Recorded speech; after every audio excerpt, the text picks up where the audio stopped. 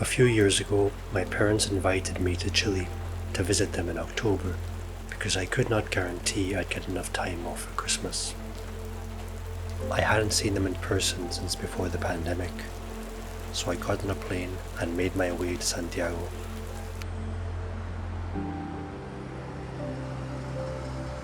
But this was not my final destination. I was bound for Punta Arenas, a small town at the very tip of South America, the edge of the world.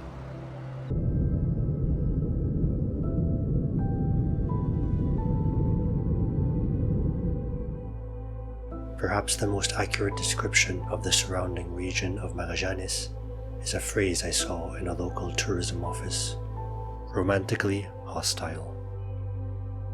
A landscape carved by glaciers, battered by wind and tide, and yet teeming with life. I arrived near nightfall.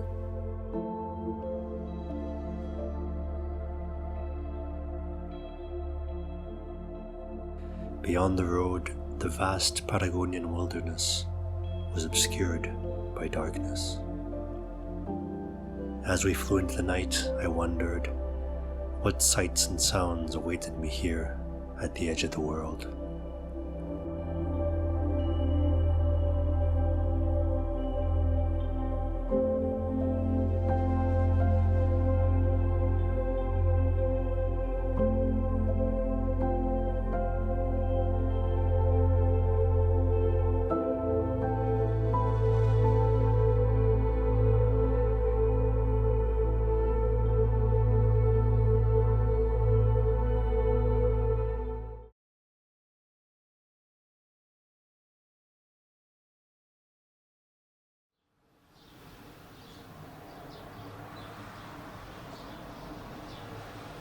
When I was younger, I read a novel called Jonathan Livingston Seagull.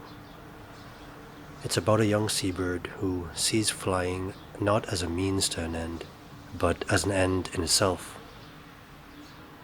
He undergoes intense flight training, flying faster and faster, higher and higher, and through this pursuit of self-perfection through flight, he becomes self-realized.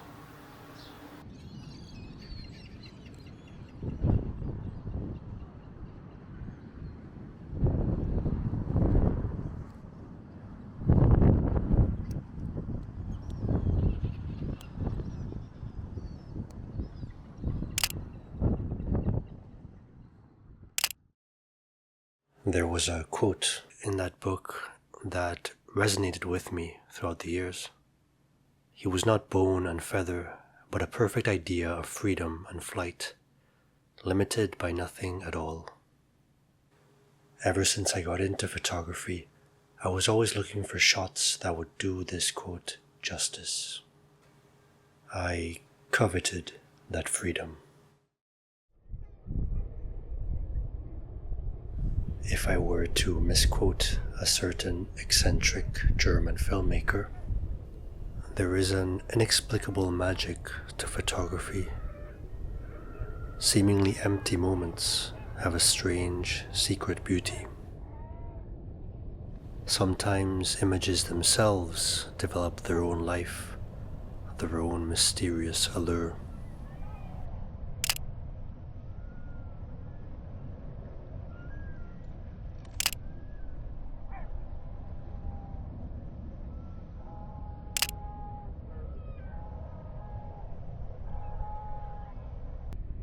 And it was here, at the edge of the world, where I hope to get those images.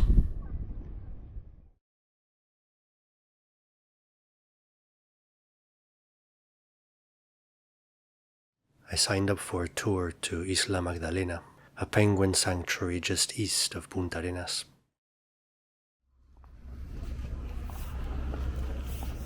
At dawn's first light, we took a bus to the water's shelving edge, where we were met by boats with crimson hulls, good trim craft that could ferry us across the waves.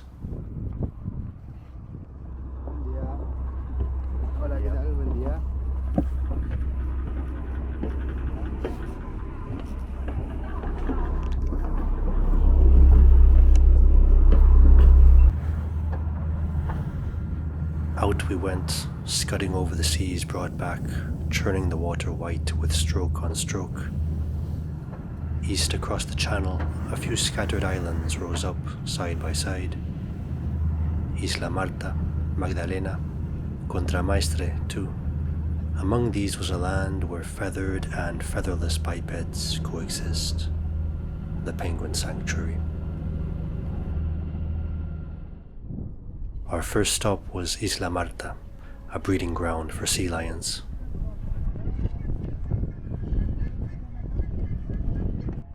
I expected to see the playful creatures from the aquariums back home. But out on that beach was a legion of horribles, hundreds in number, clad in fur, battle-scarred or brine-slicked or trailing seaweed like some bedraggled gorgon. They howled and gnashed at each other, wild-eyed, clawing, biting, scrambling like lost souls being ferried to the underworld. The slopes around them were stained with crimson streaks, which I later came to learn was the lion's own fecal matter. I couldn't help but think, what a miserable existence, clinging to life on a crowded, noisy rock, battered by wind and tide, and flanked by trickling rivulets of your own filth. What can one do in the face of such overwhelming misery? We went back inside for cookies and hot chocolate. On we went to Isla Magdalena, our final destination. We disembarked and were allowed to roam within the fenced-off trails of the sanctuary. The island is a breeding and nesting ground for penguins, and they have right-of-way.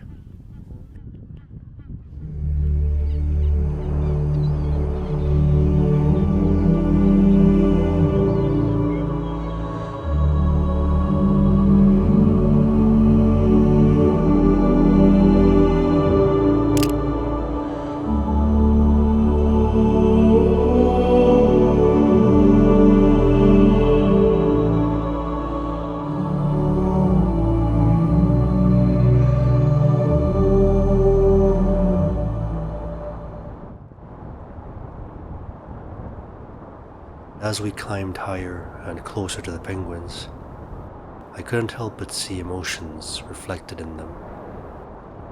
What is it like to be a penguin? What are their hopes and dreams? Some seemed miserable in the cold, crying out for attention.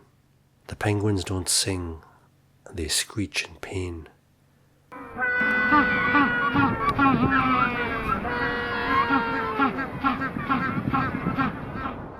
Others find companionship and lifelong love.